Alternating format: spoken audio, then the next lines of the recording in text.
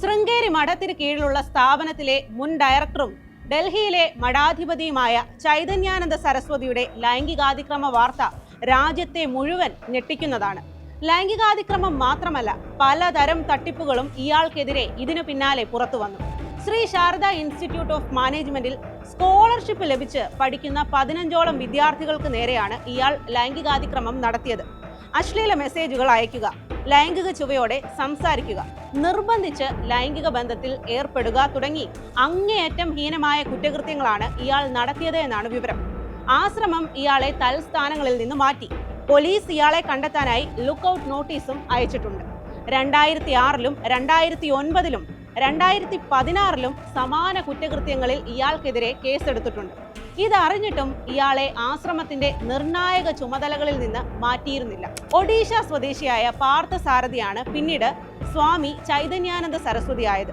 തെക്കൻ ഡൽഹിയിലുള്ള വസന്ത് കുഞ്ച് ആശ്രമത്തിന്റെ നടത്തിപ്പുകാരനായി ഇയാൾ കഴിഞ്ഞ 12 വർഷമായി പ്രവർത്തിക്കുന്നുണ്ട്.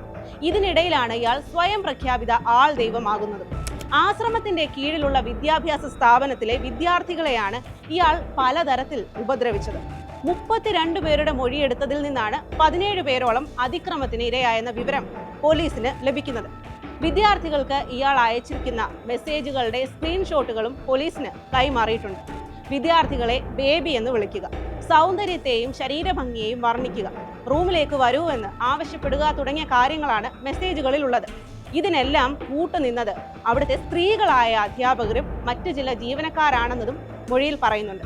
ചൈതന്യാനന്ദ സരസ്വതിയുടെ ഇംഗിതങ്ങൾക്ക് വഴങ്ങാൻ വിദ്യാർത്ഥികൾക്ക് ഇവർ സമ്മർദ്ദം ചെലുത്തിയെന്നാണ് പരാതി. ഇവരും ഇപ്പോൾ അന്വേഷണ പരിധിയിലാണ്. ആശ്രമത്തിലും ഇയാൾ പോകാറുള്ള മറ്റിടങ്ങളിലും പോലീസ് പരിശോധന നടത്തിയെങ്കിലും ആളെ കണ്ടെത്താനായിട്ടില്ല. ഇയാൾക്കായി പോലീസ് പല സംഘമായി ചേർന്നാണ് തെരച്ചിൽ നടത്തുന്നത്.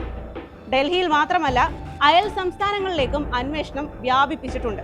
ഇതിനിടയിലാണ് വ്യാജ UN നമ്പർ പ്ലേറ്റുമായി ഒരു ആഡംബര വോൾവോ കാർ പോലീസ് ഈ ആശ്രമ പരിസരത്ത് നിന്നും കണ്ടെത്തിയിരിക്കുന്നത്. അറസ്റ്റിൽ നിന്ന് രക്ഷപ്പെടാനായി ഇയാൾ ലൊക്കേഷൻ അടിക്കടി മാറുന്നുണ്ടെന്നും പോലീസ് പറയുന്നുണ്ട്. ആരോപണങ്ങളെല്ലാം ഗുരുതരമാണ്. ഇരകളായവർ നിരവധിയാണ്. അതുകൊണ്ട് തന്നെ കേസന്വേഷണം ഏറെ പ്രാധാന്യത്തോടെയാണ് മുന്നോട്ട് കൊണ്ടുപോകുന്നത് എന്നാണ് പോലീസ് വ്യക്തമാക്കുന്നത്. എന്തായാലും ഈ സംഭവം ഡൽഹിയുടെ ആത്മീയ വിദ്യാഭ്യാസ മേഖലയെ പിടിച്ചുലയ്ക്കുന്നുണ്ട്. ഇത്തരം സ്ഥാപനങ്ങളിൽ പഠിക്കുന്ന വിദ്യാർത്ഥികളുടെ സുരക്ഷയിൽ വലിയ ആശങ്ക ഉയരുന്നുണ്ട്. ഇരകൾക്ക് നീതി ലഭിക്കേണ്ടത് അനിവാര്യമാണ്.